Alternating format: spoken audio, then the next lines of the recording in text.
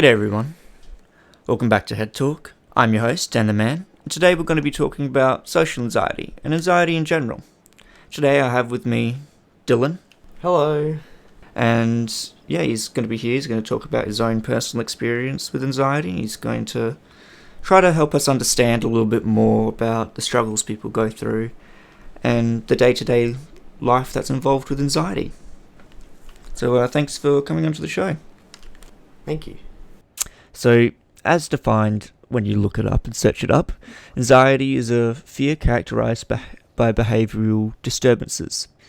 It states that anxiety is not always related to an underlying condition. It may be caused by stress that can result from school, personal relationship, emotional trauma, financial concerns, stress caused by a chronic or serious medical condition, a major event or performance, side effect of certain medications, alcohol consumption, drugs such as cocaine, and lack of oxygen. Obviously, what you can define anxiety as is something that makes you feel nervous. It's a sense of being unsettled, not at ease. I want to get your kind of point of view on it. How would you sort of describe anxiety and social anxiety? From someone who has, social anxiety, it's a bit hard to describe. It's like having another entity on your head whispering in your ear, telling you, random trash, saying, oh yeah, everyone's looking at you, everyone's laughing at you and shit like that. That thing just keeps saying that to you, and it just gets worse and worse and worse. That's kind of what it's like. But that entity is just your brain saying that to yourself over and over again, which makes it worse. That's how I describe it. So obviously that's a more personalized one, but that can be very, very helpful to those who obviously have it and to understand it a little bit better. It's in a way that kind of makes sense. Indeed. Yeah. I think with any kind of anxiety, be it social, be it basic anxiety due to, stress, obviously from work, you get the anxiety of deadlines, so it's not necessarily social, but it's to do with achieving things, and it's the anxiety of pressure. So the way I would personally describe my own anxiety is as like a pressure.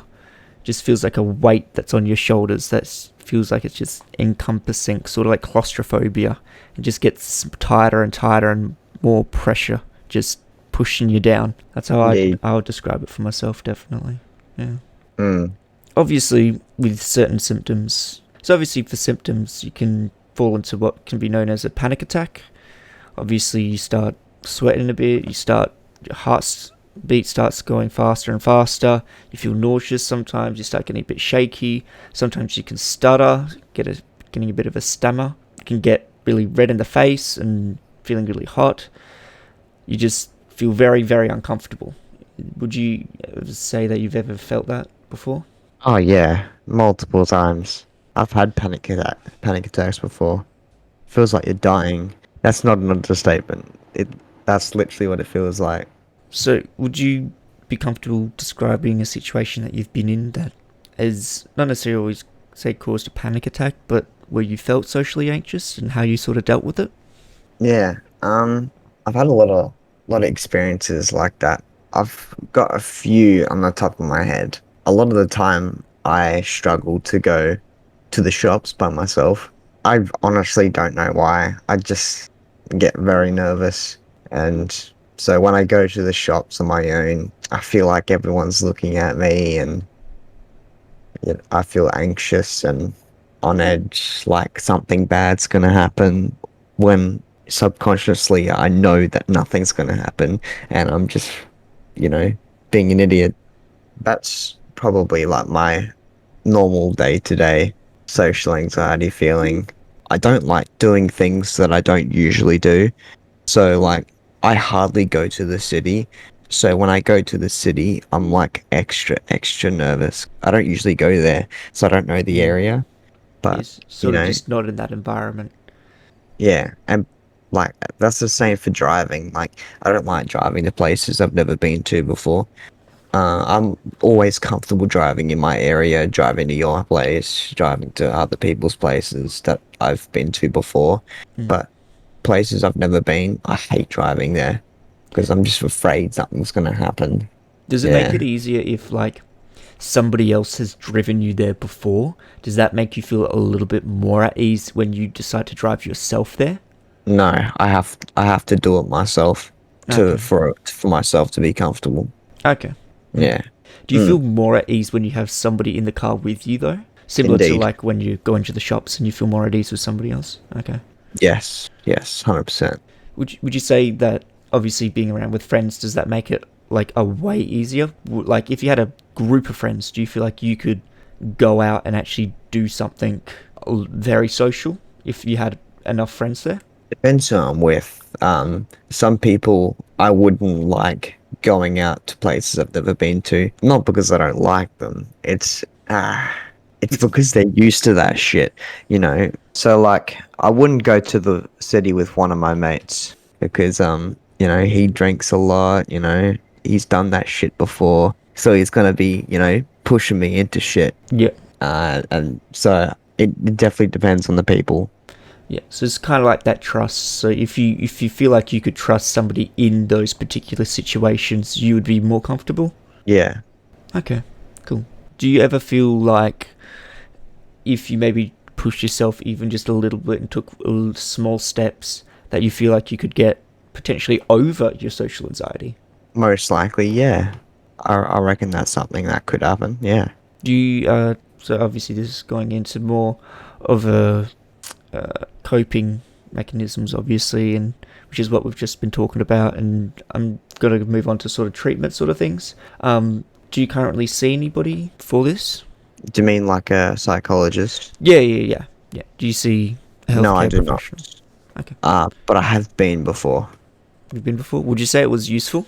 Mm, I mean, it was useful for a short period of time. For it to really like keep working, you have to keep going. Yeah. And I think that's one of the downsides of going to a psychologist. Don't get me wrong, psychologists can do a lot, and having that face to face, talking to someone you don't know, is a good feeling. It just doesn't last long. At least for me, it didn't last long, and I had to keep going. I think it's more personal based Yeah. with experiences. Would you say that it also makes it easier talking to your friends and family about it? Uh, that's a tough question because I've never been comfortable talking to people about stuff. Like, even though I've been to a psychologist, for me, I still can't talk to people about my problems, and I don't know why. I don't feel comfortable telling people.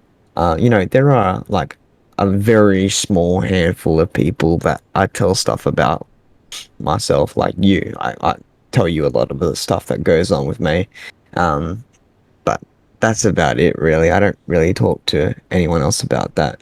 But for someone else, it could be different. It could, going to a psychologist could help them open up a lot more. Mm.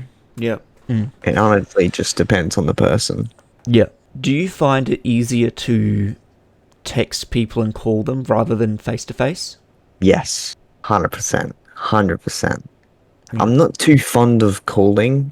I'm okay calling people that I know, but if I have to call like, Centrelink or shit like that, I struggle to do that. And Mm.